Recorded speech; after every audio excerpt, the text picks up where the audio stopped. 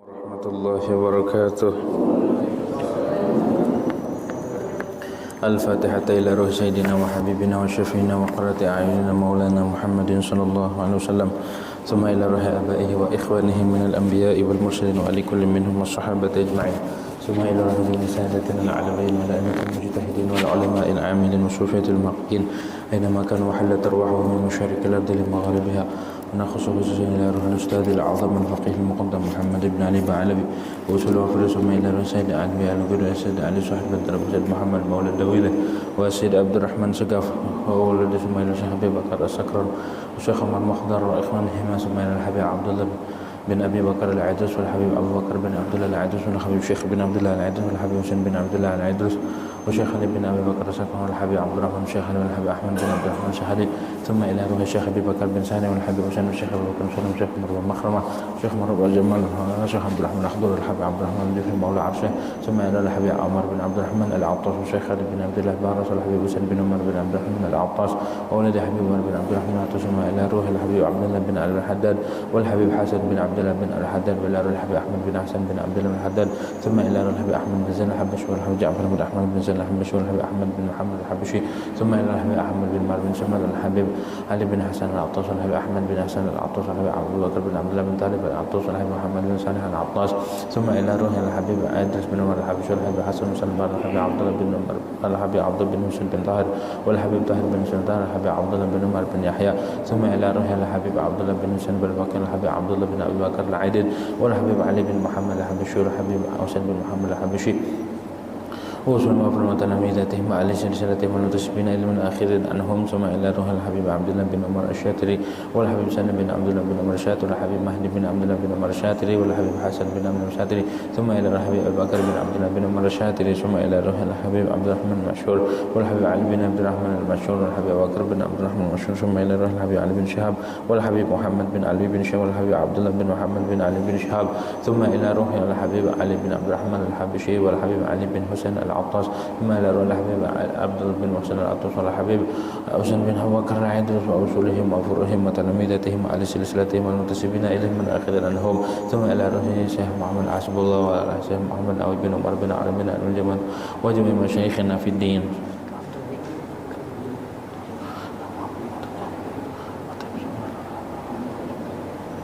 ومشايخ هذه البلدة أجمعين وماتنا وماتكم المسلمين وجميع ملائكة المقربين وأولياء إلى في الكون أجمعين وأهل لا إله إلا الله الذي الوحيد أين مكان وحالة الواحد أن الله يعني درجاتهم في الجنة وأن يعيد علينا من بركاتهم وأسرارهم وأنوارهم وعلومهم في الدين والدنيا والآخرة على هذه النية ولكل نية صالحة وإلى حضرة النبي محمد صلى الله عليه وسلم بسر الفاتحة. بسم الله الرحمن الرحيم الحمد لله رب العالمين إياك نعبد وإياك نستعين اهدنا صراط الذين أنعمت عليهم.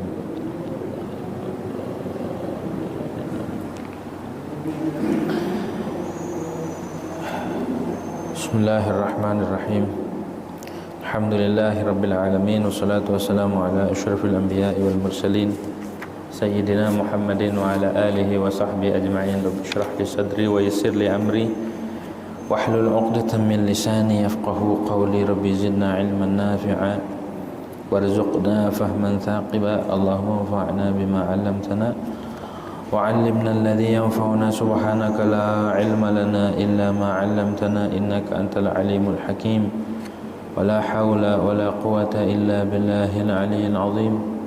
أما بعد قال المؤلف رحمه الله تعالى ونفعنا به وببركة علومه في الدارين آمين. والمحرمات بالحدث الأصغر dan haram dengan sebab junub baik haid, nifas ataupun junub belum mandi. Haram kemarin membaca Quran dan syarat-syaratnya, diam di masjid, mondar-mandir di dalam masjid, dan yang terakhir adalah al-muharramat bil hadatsil asghar. Segala sesuatu yang diharamkan dengan sebab punya hadas kecil itu juga sama haram. Mana isinya? Yang diharamkan dengan sebab hadas kecil itu ada 3. Sama sholat. Orang kalau tidak punya wudu haram sholat. Enggak bersuci haram sholat. Sama orang punya hadas besar belum mandi kagak boleh sholat. Gitu tuh. Dan seumpama sholat, tawaf, sujud syukur, sujud tilawah, ya, dengar orang baca ayat sajadah, dia enggak punya wudu atau dia belum mandi dari hadas besarnya, maka tidak boleh dia sujud tilawah. Ataupun sujud syukur, dia punya hadas, tidak punya wudu ataupun belum mandi dari hadas besar, maka tidak boleh sujud syukur. Begitu tuh. Sujud syukur, sujud tilawah syarat-syaratnya sama seperti salat. Harus menghadap kiblat, harus menutup aurat. Kalau di dalam salat enggak perlu takbiratul ihram, kalau di luar salat maka harus takbiratul ihram, habis sujud salam. Begitu caranya. Nah, itu orang main bola gimana? Kelihatan dengkulnya habis ngegolin, main sujud aja. Terus kagak punya wudu, main sujud aja, haram hukumnya. Melaksanakan ibadah tanpa ada tuntunan syarak. Dikira islami kali, ngegolin sujud. Lah sujud madepnya kemana juga? Madepnya harus ke kiblat. Emang dia waktu ngegolin tahu kiblatnya mana? Nyari dulu, kagak, dia langsung sujud aja. Begitu tuh. Harus syarat-syaratnya sama seperti sholat, nutup aurat. Orang main bola pakai celana pendek apa celana panjang? Celana pendek, kelihatan auratnya. Begitu tuh. Agak sah sujudnya. Nah, orang belum bersuci daripada hadas besar, sama halnya seperti dia tidak punya wudu, tidak boleh sholat, tidak boleh sujud tilawah, tidak boleh sujud syukur. Gitu. Tuh, juga sama, nggak boleh sholat bayu sholat fardu ataupun sholat sunnah, tidak boleh. Gitu. Wa mithluha khutbatul jum'ah, sama hukumnya khutbah Jumat. Orang habis junub ketinggalan, waduh jadwal khatib lagi, belum mandi, belum apa, langsung aja ke masjid, kagak sah khutbahnya. Walaupun khutbahnya menggebu-gebu sampai mimbarnya bergoyang, begitu tuh. Kalau syarat-syaratnya tidak terpenuhi maka tidak sah. Walaupun semua orang terpukau, masya Allah khutbahnya, sampai orang pada nangis saking kagak pahamnya, gitu tuh. Ya, ada nangis, khutbahnya masya Allah, tapi syarat-syaratnya tidak dipenuhi, tidak sah khutbahnya. Yang terpenting itu adalah syarat dan rukunnya yang harus tahu, gitu tuh. Mandi dulu kalau punya junub, ya mandi dari hadas besar, dengan boleh dia dipisah, mandi dari hadas besar, habis itu dia mandi sunnah lihuduril jum'ah. Karena apa? Karena mandi Jumat ini ada ulama yang mewajibkan, gitu tuh. Pilih mana? Dia berangkat awal tidak mandi, berangkat akhir tapi mandi, masih mending berangkat akhir tapi mandi. Kenapa? Karena mandi Jumat ini ada yang mewajibkan, gitu. Khurujan min khilafi man aujabah. Makanya mandi Jumat sangat muakkad, gitu. Boleh dia niatnya sekaligus, saya niat mandi junub plus mandi oleh huduril jum'ah, boleh, gitu tuh. Dua-duanya dapat. Kalau dipisah boleh, begitu tuh. Nah, jadi kalau orang punya junub, ya punya hadas besar, mandi terlebih dahulu, tidak sah khutbah Jumatnya. Yang kedua tawaf, karena tawaf itu sama seperti salat. At-tawafu bimanzilatis shalah, kata Nabi. Tawaf itu sama kedudukannya seperti salat. Syarat-syaratnya harus menutup aurat, harus bersuci dari hadas, begitu. Hanya saja di dalam tawaf boleh bicara. Waktu salat nggak boleh ngobrol, tapi di dalam tawaf boleh, gitu, dibolehkan. Sama seperti salat. At-tawafu bimanzilatis shalah.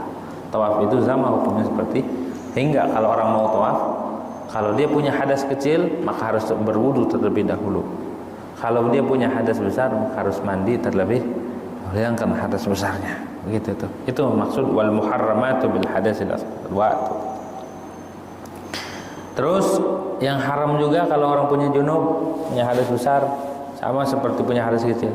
Masul mushaf, menyentuh, memegang mushaf. Misalkan ini Al-Qur'an, kita kagak punya wudu atau kita belum bersuci dari hadas besar, tidak boleh kita megang begini. Gitu tuh. Pegang, haram hukumnya. Minal kabair kemarin ya, dosa besar gitu. Gitu tuh. Haram memegang mushaf. Megangnya itu bi a'dha'il wudu aw ghairiha. Baik megangnya itu dengan anggota wudu gini atau dengan selainnya, haram mas. Atau menyentuh dengan telunjuk di tulisannya, walaupun di putih-putih yang tidak ada tulisannya di pinggirnya, tetap haram karena terhubung dengan mushaf. Gitu tuh. Kalau seandainya yang memegang ini tidak ada alat untuk bersuci, nggak ada debu, nggak ada air, nggak ada debu, mau mandi kagak ada air, kemarau lagi, kagak ada debu, saking bersihnya, buat tayamum kagak ada, bagaimana? Walau kana al-masu faqidat tahurain aw kana masuhu min wara'i ha'il, walaupun yang megang ini darurat, enggak ada air atau enggak ada debu buat tayamum, tetap kagak boleh. Haram hukumnya mau megang mushaf. Atau megangnya lewat penghalang, pakai kain, pakai sorban, dah enggak nyentuh langsung, sama aja. Au kana massuhu min wara'i ha'il kathawbin raqiqin la yamna'u usul al-yad ilaih. Kenapa alasannya? Di qaulihi sallallahu alaihi wasallam, la yamassul qur'ana illa tahirun. Tidaklah menyentuh akan Al-Qur'an kecuali orang yang bersuci. Orang yang bersuci, punya wudu ataupun dia tidak punya hadas besar. Suci dari hadas kecil dan suci daripada hadas besar. Gitu tuh. Bagaimana hukumnya jika meletakkan tangan kemudian sebagian tangan kena mushaf, sebagiannya kena selain mushaf? Haram juga. Fa idza wada'a yadahu fa asaba ba'daha al-mushaf wa ba'daha ghairahu haruma dzalika mutlaqan. Kalau dia megang mushaf, jari telunjuk kena mushaf, jari satunya enggak, atau tulisan kita sentuh aja, tidak semuanya nyentuh tulisan, sebagian nyentuh tulisan, sebagian kagak, bagaimana hukumnya? Haram juga. Baik sengaja dia akan mushaf ataupun tidak, baik dia sengaja nyentuh mushaf atau tidak, pokoknya haram. Begitu tuh. Gagak punya wudu atau punya hadas besar, belum mandi, haram hukumnya memegang mushaf. Membaca aja nggak boleh. Membaca, kalau orang nggak punya wudu boleh nggak baca? Boleh. Tapi kalau orang punya hadas besar tidak boleh. Berarti orang haid belum mandi atau orang junub nggak boleh baca Quran. Gitu tuh ya.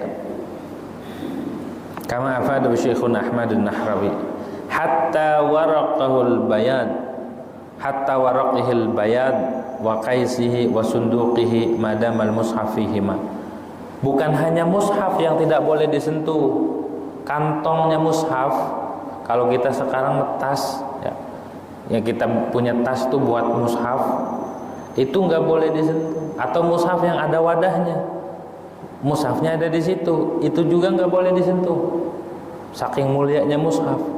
Kita punya hadas kecil ataupun punya hadas besar, belum bersuci, haram menyentuh waraqahul bayad. Di putih-putihnya nih yang gak ada tulisannya atau covernya kagak boleh, tetap selagi masih nyambung. Ataupun wadahnya, ataupun tas yang kita teng-teng, tas mushaf, mau ngaji Quran bawa tas, nggak punya wudu ataupun nggak punya wudu ataupun dia belum bersuci dari hadas besar, maka tidak boleh, haram hukumnya nenteng-nenteng. Atau megang doang tuh, megang peti, megang wadahnya, begitu tuh. Nah kayak di sini nih, ini sunduk namanya nih. Termasuk sunduk ini tempat khizanah nih. Selagi ada mushaf di situ, kita nggak punya wudu, kita sentuh haram. Atau nggak punya kita tidak bersuci, belum bersuci dari hadas besar, itu sentuh haram. Selagi ada mushaf di situ. Begitu tuh. Kantongnya sunduk tuh tempat penyimpanan mushaf. Selagi ada mushaf, dengan catatan ya, idza kana mu'addaini lahu wahdahu, bila dua-duanya kantong dan peti ataupun tempat Quran raknya itu khusus buat mushaf, kayak ini disediakan emang khusus buat mushaf, maka hukumnya jadi mulia. Jadi mulia gitu. Kalau lekar gimana? Lekar yang ada mushafnya begitu tuh, kita sentuh lekarnya, apakah sama hukumnya? Kita nggak punya wudu atau punya hadas besar, kita sentuh lekarnya, bagaimana hukumnya? Ada khilaf.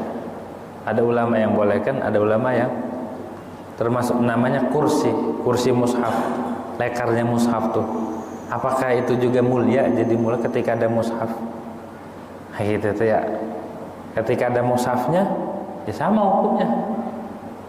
Atau lekarnya memang diperuntukkan buat mushaf, lekar yang lipat khusus buat baca Quran, sama hukumnya. Di dalam kitab Al-Qalyubi disebutin gitu. Kursinya itu ya, kursi mushaf yang disediakan tuh, sama hukumnya. Kalau kita nggak punya wudu, di situ ada mushafnya. Kalau nggak ada mushafnya ya kagak. Ini juga kalau nggak ada mushafnya nggak apa-apa disentuh. Maksudnya kalau ada mushafnya, kan itu tebel penghalangnya antara lekar dengan mushaf, kan jauh banget. Mulia gara-gara mushaf. Begitu tuh. La yamassuhu illal mutahharu di Qur'annya. Tidak boleh nyentuh-nyentuh, megang-megang mushaf kecuali orang-orang yang bersuci. Begitu tuh ya, punya wudu atau mandi ataupun dia tidak berhadas besar. Loh. Bagaimana kalau kita ngebalik lembaran mushaf? Boleh enggak bi'udin dengan kayu? Wa yahillu qalbu waraqil mushaf qaiman aw la bi'udin aw nahwih. Li'annahu laisa bihamlin wala fi hukmih. Boleh hukumnya membalik lembaran mushaf baik berdiri ataupun tidak. Boleh pakai kayu. Kita nggak punya wudu, lagi ngajiin di kuburan atau lagi udah malas malam-malam takut mau wudu, bagaimana nih, lagi ngedres Quran, bagaimana caranya? Boleh dia, asal jangan diangkat begini. Ini hukumnya ngangkat, tapi pakai kayu, jangan pakai jari. Diginiin tuh, jangan diangkat, digeser, geser, lepas, ntar juga dia gini sendiri.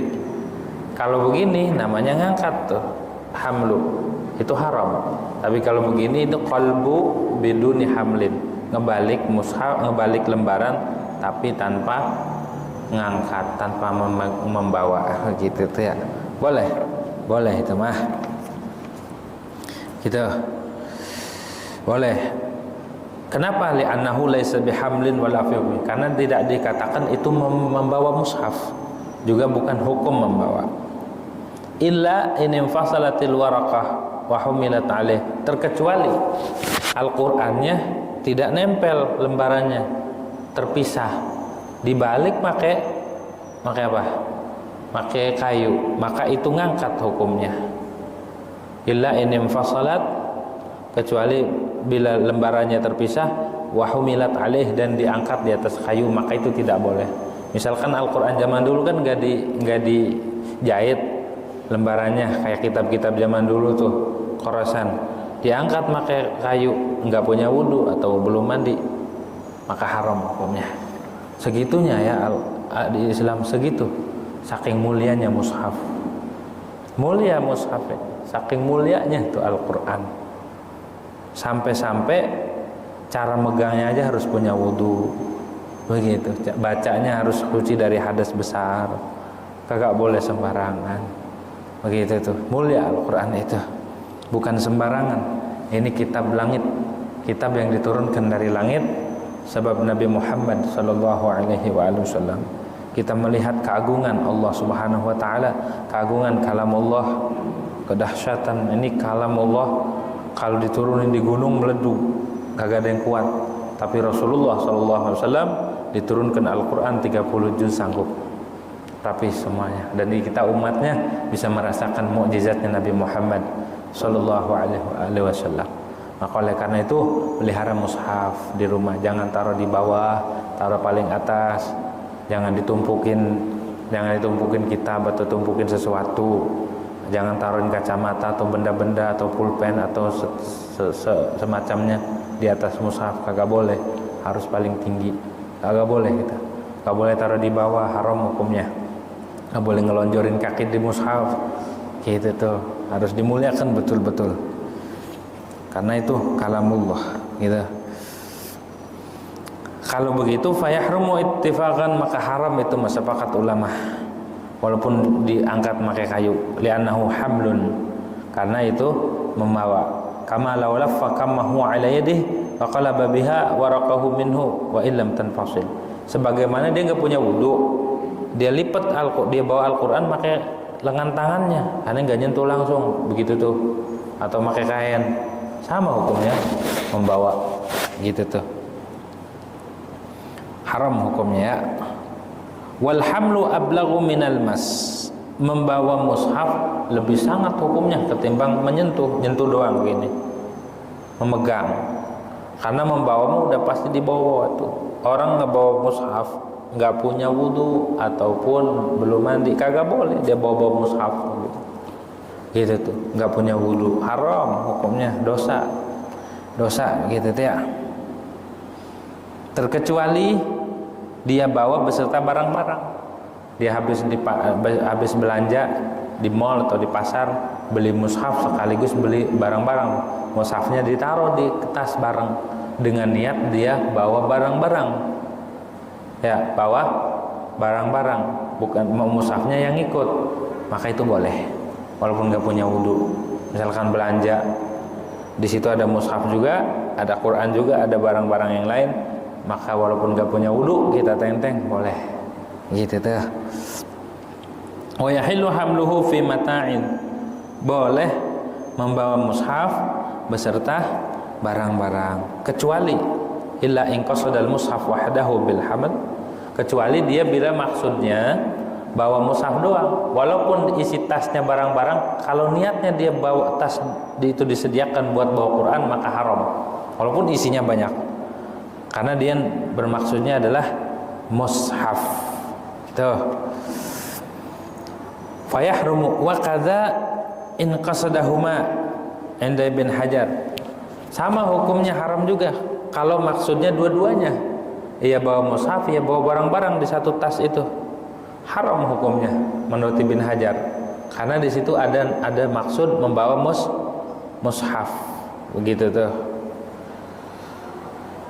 Menurut Ibn Hajar sama begitu. Au qasada wahidan taba'an li salimin wa ghairi, begitu tuh ya. Au qasada wahidan illa bi'aini la bi'aini, ataupun dia maksud satu-satunya tapi enggak dimaksud mana mushaf atau barang, pokoknya salah satu doang saya mah maksud ngebawa, maksud nenteng tas nih saya salah satu, cuma enggak ditentukan apa mushaf, pokoknya salah satu doang gitu tuh, sama. Adapun jika dia bermaksud membawa barang-barang, Al-Qur'an yang ikut. Amma law qasadal mata' wahdahu au atlaq, atau mutlak dia mah enggak maksud ini enggak maksud itu, pokoknya saya membawa aja, bagaimana hukumnya? Fala yahrumu, maka tidak haram begitu tuh. Keburu-buru ke pasar gitu, beli mushaf sekaligus belanja, belum bersuci dari hadas kecil ataupun dari hadas besar, bawa aja gitu, dia enggak maksud salah satunya, pokoknya saya bawa aja, maka enggak apa-apa gitu. Kenapa? Ya annal mushaf tabi'un hina idzin, karena mushaf ketika itu ngikut bin nisbah lil qasdi gitu, karena ngelihat tujuannya Al-Quran yang ikut, bukan jadikan maksud untuk dibawa gitu.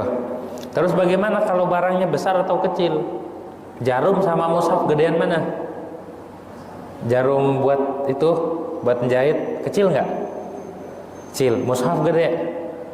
Walaupun jarum sekalipun Kalau yang dimaksud membawa jarum dan mushaf yang ikut kagak ngapa-ngapa.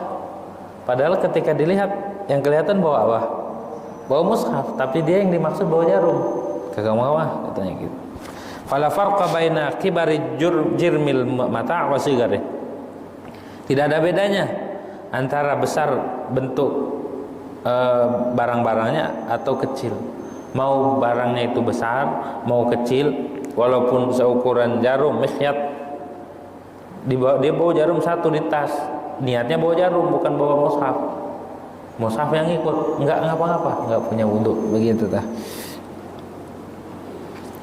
Wa yahillu hamlu hamilil mushafi, dan halal membawa orang yang bawa mushaf. Ada orang bawa mushaf, kita nggak punya wudu, kita gendong aja nih bocah atau orang nih yang lagi megang mushaf. Boleh nggak? Boleh. Karena hukumnya tidak membawa mushaf. Ada bocah atau orang lagi bawa mushaf, kita gendong.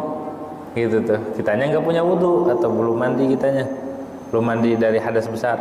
Kita gendong aja itu bocah yang lagi bawa. Apakah halal apa enggak? Halal. Kagak apa-apa gitu tuh.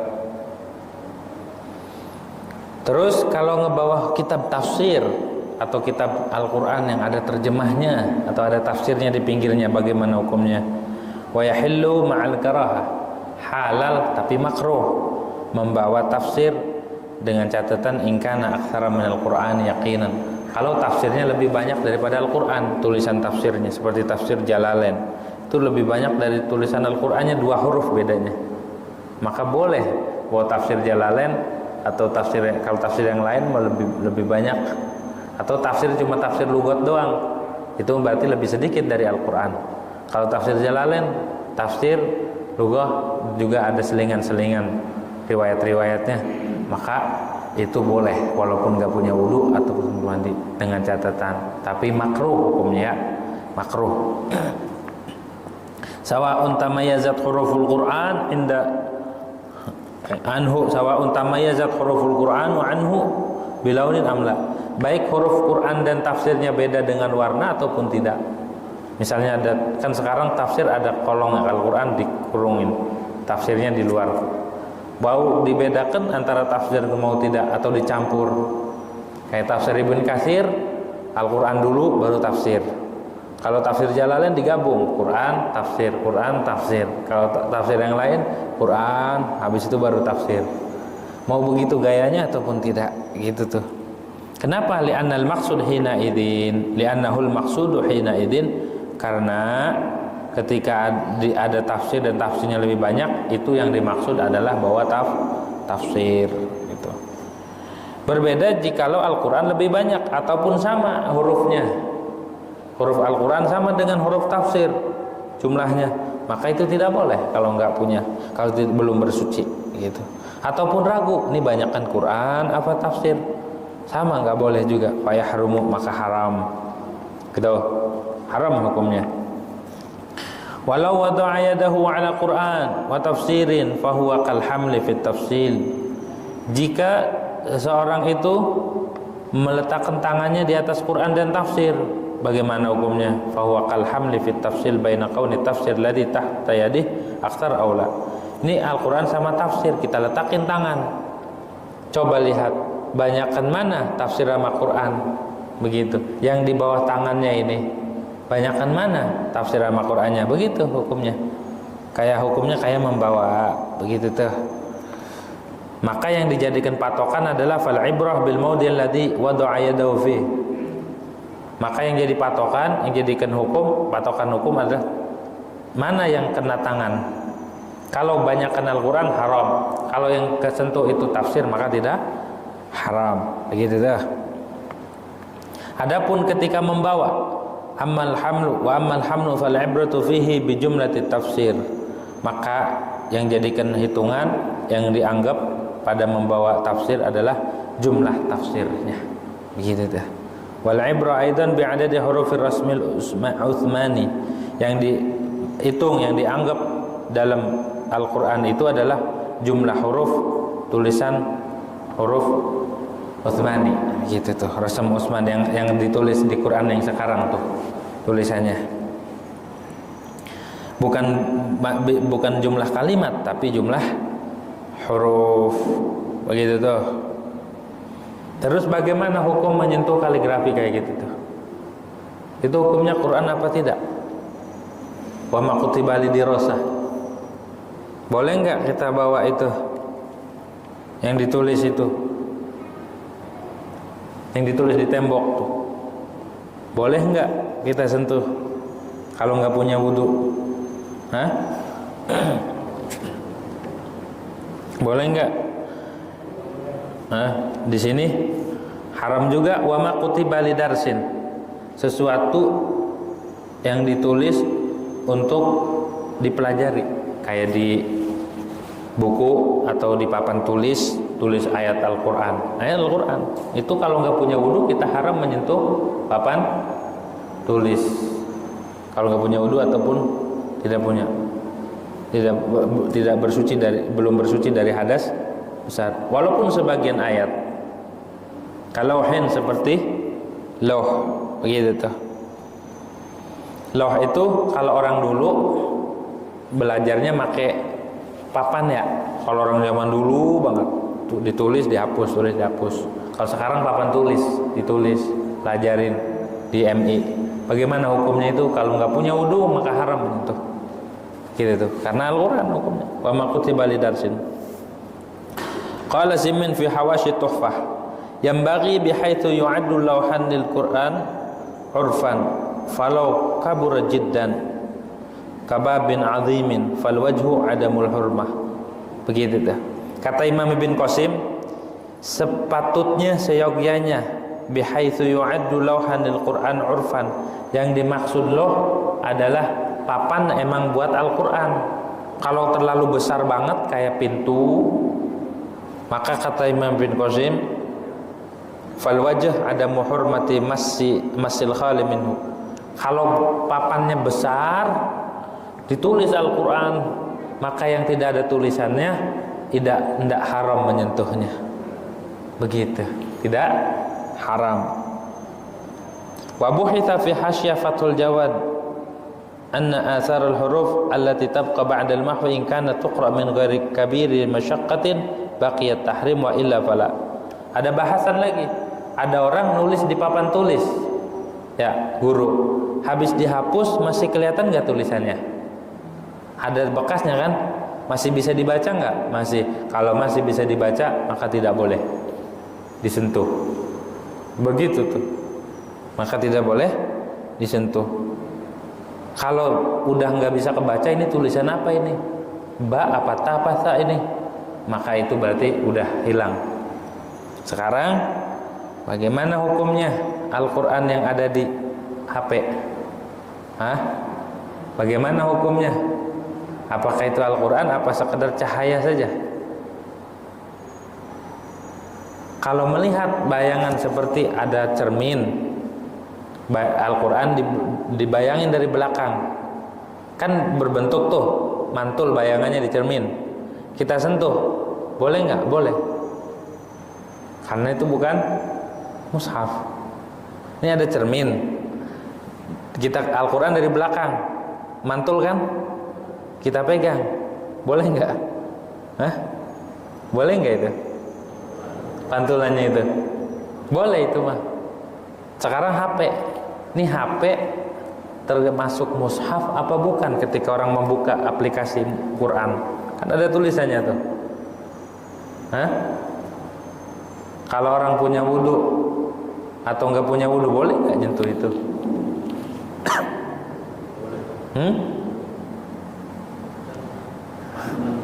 Hah? Pantulan ya? Hah? Nah di situ ulama masih berbeda pendapat. Ini bukan mushaf kata sebagian ulama. Ada yang bilang sangat hati-hati. Ini juga mushaf ketika timbul tulisan, hukumnya sama seperti mushaf. Dua-duanya kuat pendapatnya. Menurut pendapat ini bukan sama seperti Al-Qur'an yang dipantulkan ke cermin. Nah sekarang sama hukumnya. Tapi buat hati-hati, jaga-jaga, ihtiyat. Ya ketika tulisan Al-Qur'annya muncul di layar HP, maka kita harus punya wudu juga, sama kita sikapi, kita memuliakan. Walaupun itu cuma pantulan cahaya atau gimana, tetap kita muliakan itu tulisan. Walaupun secara hukum masih diperdebat, masih ulama masih khilaf apakah ini Al-Quran apa bukan. Begitu tuh. Karena kalau seandainya dihukumkan Al-Quran, berarti ketika orang memantulkan Al-Quran dari cermin, kita haram juga menyentuh cermin. Sedangkan itu bukan cermin. Kalau mushaf ya ini nih mushaf. Mushaf itu yang ada dua sisi tuh, mabain adafat, itu mushaf namanya. Yang ada dua sisi tulisan ini, itu namanya. Sedang Al-Quran biasa mushaf. Begitu. Sedangkan dalilnya yang haram itu adalah mushaf. Bagaimana? Allahu a'lam. Gitu tuh. Masih khilaf antara ulama. Jadi untuk hati-hati kita muliakan tetap. Kalau lagi nimbul tulisan Al-Quran, ya kita harus punya wudu dan sebagainya. Gitu tuh ya. Gitu. Kalau kaligrafi, bagaimana hukumnya? Apakah itu hukumnya Al-Quran? Apa bukan? Begitu. Wal ibrah fi qasdid dirasah wa tabarruk bi halatil kitabah duna ma ba'daha. Yang jadikan patokan fi qasdid dirasah, ketika dimaksud untuk belajar tuh Al-Quran di papan tulis ataupun untuk tabarruk, ambil berkah, yang dijadikan patokan adalah ketika nulis. Waktu nulis ini niatnya Al-Quran apa bukan? Coba tanya Pak kaligrafinya ini, kaligrafernya ini ya, yang tukang, yang senimannya ini. Ini Pak, waktu nulis ini niatnya Quran bukan? Saya mah tabarukan aja. Oh berarti hukumnya bukan Quran. Tapi kalau saya nulis Quran, maka hukumnya dan disentuhnya temboknya atau tiangnya nggak boleh tuh. Kalau nggak punya wudu. Gitu. Jadi yang jadikan patokan adalah ketika nulis, bukan setelah nulis. Habis nulis ditanya, Pak ini maksudnya Quran apa bukan?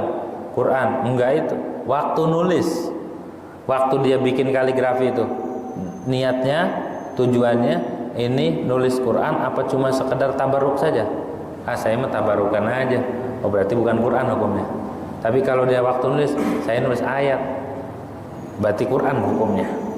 Tuh, jadi jangan main tulis-tulis kaligrafi aja, tanya dulu hukumnya bagaimana. Nanti soalnya temboknya ini disentuhnya harus punya wudu. Tembok yang ada tulisan Al-Qur'annya harus ada wudu.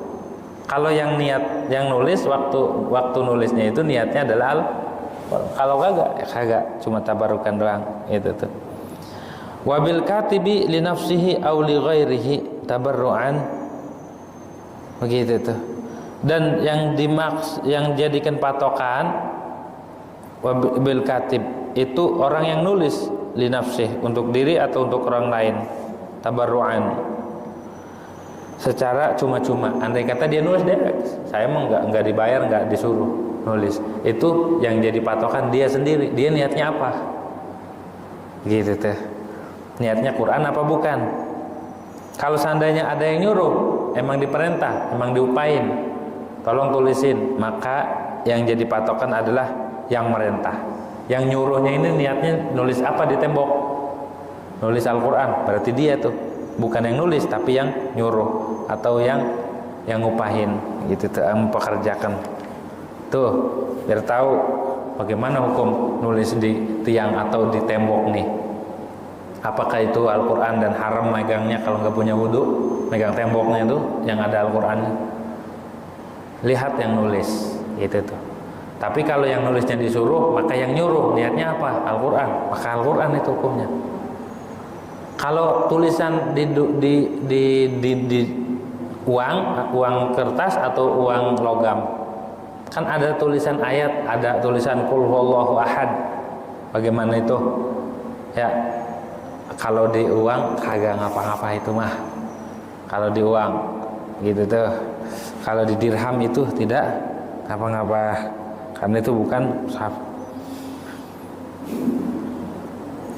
Tuh, begitu tuh. Ada pertanyaan sekitar ini?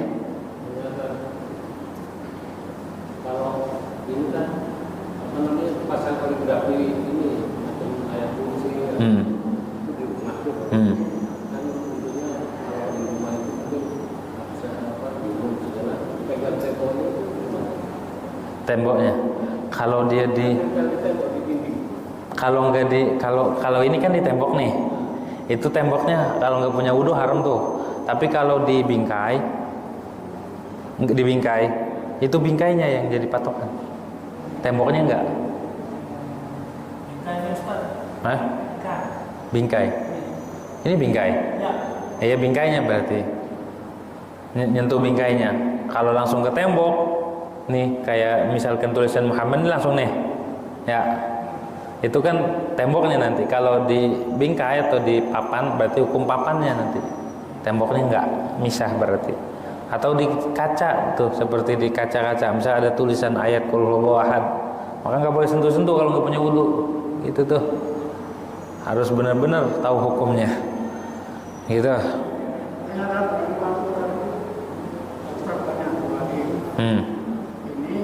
kalau kita beli Al-Quran sama wudu kan sekitar 1 itu gimana angkatnya? Wudunya gimana? Ngangkat mushafnya. Mobil. Nggak punya wudu, harus punya wudu. Iya. Kan udah tahu ini mushaf. Ya. Walaupun kayak tadi tuh nggak ada alat buat bersucinya, andai kata tidak ada air, tidak ada debu aja harus dosa, tetap haram. Harus punya wudu. Begitu mulianya mushaf itu. Begitu harus tahu. Gitu. Terus kalau hukum tadi yang bawa mushaf yang terjemahan, kan bawanya makruh ya kalau terjemahan. Kalau nggak punya wudu, ya. Kalau membacanya gimana? Makruh juga atau apa? Ngebaca terjemah, Iya. nggak apa-apa kalau ngebaca terjemah. Begitu tuh. Cuma kalau baca Al-Quran harus dengan tulisan Arab itu. Nggak boleh ditulis Al-Quran pakai Latin. Misalnya Yasin, Ya, A, Si, I, Ja, itu menghilangkan kemukjizatan Al-Quran. Al-Quran mukjizatnya dengan bahasa Arabnya itu. Gitu tuh. Terus bagaimana hukumnya nelen sesuatu yang ada tulisannya Al-Quran? Ya, bagaimana hukumnya? Boleh apa kagak? Menelan sesuatu haram hukumnya. Wa yahrumu tamkinu ghair mumayyiz bin nahwi mushaf. Haram membiarkan orang yang belum tamyiz, masih bocah, dikasih mushaf, haram, takut disobek-sobek. Walaupun sebagian ayat. Wa kitabatuhu bil ajamiyah, dan nulisnya dengan bahasa ajam, pakai bahasa Indonesia. Ya, A, Si, In. Haram tuh. Wa wadu nahwi dirhamin fi maktubih, ngeletakin dirham di tengah-tengah biar nggak dicuri sama tuyul, taruh duit di tengah-tengah Quran, haram. Ya, naruh duit di tengah-tengah Quran, katanya biar nggak dicolong tuyul, haram. Gitu tuh, gitu tuh. Kepanasan, tapi kata bininya tuyul kepanasan, saya mau kagak. Gitu tuh, dicari gitu tuh. Kalau kita dulu tapi belum mandi gitu ya. Terus tiba-tiba kaki kita kesandung gitu. Kesandung berdarah, gimana fungsikan darahnya? Enggak ngapa-ngapa. Atau andai kata ada luka, belum mandi kita buang kopek. Kita buang aja udah. Yang penting ada. Tapi kalau enggak kena air basuhan mandi, ntar kelak di akhirat dibalikin keadaan junub itu. Makanya makruh orang sebelum mandi menghilangkan sesuatu dari rambutnya atau kukunya atau apanya, begitu tuh. Terus wa ilmin syar'i, sama, naruh duit di kitab, di dalam kitab, haram. Gitu ya. Wa kadza ja'aluhu baina awraqihi, sama juga hukumnya menjadikan dirham di antara lembaran-lembaran. Khilafan li syekhina. Wa tamziquhu abathan, ngerobek-robek Al-Qur'an, dirobek-robek, haram hukumnya itu. Tapi main-main, abas. Wa bal'u ma kutiba alaih, dan menelan sesuatu yang ditulis habis itu ditelan, haram. Kenapa? Karena nanti bersentuhan dengan najis. Jadi sama aja dia menajiskan tulisan Al-Qur'an, karena dalam perut kita najis. Gitu tuh. Kalau dia nulis di piring, ya nulis Yasin atau nulis Kulhu atau nulis ayat kursi di piring tulis. Habis itu dilebur pakai air, diminum. Itu nggak ngapa-ngapa. Kayak orang lagi stres atau orang ngelamun aja, suaminya meninggal atau orang tuanya meninggal, kerabatnya meninggal, dia terpukul masih. Tulisin ayat kursi di piring, habis itu dihapus, minumin. Nanti piringnya dipecahin. begitu tuh orang lagi pusing gitu dikasih minum kayak gini. Enggak, emang itu obatnya kalau lagi stres gitu tuh ya. Ditulis ayat kursi di piring yang putih, polos, taruhin air zam-zam bagus, hapus, diminum. Insyaallah tuh hilang, tenang, lega jadinya gitu tuh. Boleh, kalau begitu boleh. Jangan dimakan Al-Quran dimakan, jangan, haram hukumnya. Wa maddur rijlil mushaf, ngelonjorin kaki di mushaf, haram selagi Qurannya tidak tinggi. Malam yakun ala murtafi'. Wa sanul qiyamu lahu, sunnah berdiri kalau orang bawa mushaf, sunnah berdiri kita. Kalau alim, seperti ada orang alim datang, sunnah berdiri. Bal aula, bahkan lebih mulia, lebih utamaan orang bawa mushaf atau berdiri gitu. Bagaimana hukumnya membakar mushaf? Membakar buat nyelamatin, buat ngejaga. Makruh hukumnya. Wa yukrahu harqu ma kutiba alaihi. Makruh membakar sesuatu yang ditulis atasnya. Illa li gharadin nahwi siyanatin. Kecuali ada tujuan ngejaga. Kayak sekarang kan soal-soal ujian tuh ada ayat Qur'annya, benar enggak? Harus dijaga tuh, hati-hati ibu-ibu ya. Kalau nemuin lembaran-lembaran ada Al-Qur'annya, jangan buat bungkus terasi, jangan buat bungkus ikan asin, jangan buat bungkus cabai, itu haram. Apalagi dibuang di tempat sampah, itu bisa murtad. Hah? Kenapa? Iya, harus dijaga, harus dibersihin. Bila perlu dibakar, dibersihin debunya, dijaga. Jangan sampai dibuang di tempat sampah. Kalau kita nemu di tempat sampah, ambil. Itu sangat mulia. Kita nyelamatin begitu itu kita dimuliakan oleh Allah Subhanahu wa taala. Jangan sampai kita menelantarkan, ngebuang atau nginjak-nginjak tulisan yang ada Al-Qur'annya, bisa murtad. Dimurka sama Allah Subhanahu wa taala. Begitu tuh. Walaupun cuma sebagian ayat gitu. Fagos laula, lebih baik dicuci ketimbang dibakar gitu. Tapi nggak bakar nggak apa-apa, makruh saja ya. Gitu tuh. Kalau di dirham, di dinar nggak apa-apa itu. Ada tulisan Qur'annya, duitnya. Kagak ngapa-ngapa lah. Kalau begitu kita nggak bawa duit dong. Gitu tuh.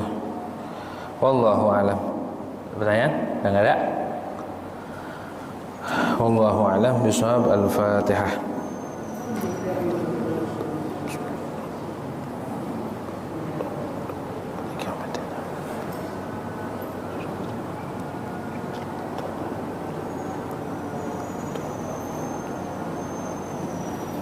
Bismillahirrahmanirrahim. Alhamdulillahirabbil alamin. Allahumma shalli wa sallim ala sayyidina Muhammad wa ala ali sayyidina Muhammad. Allahumma aqsim lana min khasyatik ma tahulu bihi bainana wa baina ma'asiyatika, min ta'atika ma tuballighuna bihi jannatak, wa min al-yaqini ma tuhawwinu bihi 'alaina masa'ib ad-dunya, wa matina Allahumma bi asma'ina wa absarina wa quwwatina abada ma ahyaytana, waj'alhu waritha minna waj'al sa'rana 'ala man zalamana wa ansurna 'ala man 'adana, wa la taj'al musibatana fi dinina, wa la taj'al ad-dunya akbar hammina wa la mablagha ilmina wa la ghayat ragbatina, wa la tusallit 'alaina bi dhunubina man la yakhafuka wa la yarhamuna.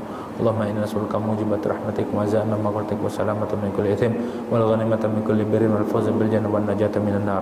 Rabbana la tad'a lana dhanban illa ghafartah wa la hamman illa farajtah wa la karban illa nafastah wa la adwan illa ahlakta wa la habiban illa hafidta wa la ghaiban illa radadta wa la maridan illa shafaitah wa la hajatan min hawaijid dunya wal akhirah ya lak ridha wa lana fi salah illa qadaitaha wa razaqtaha wa yassarta alaina ya arhamar rahimin ya arhamar rahimin ya arhamar rahimin.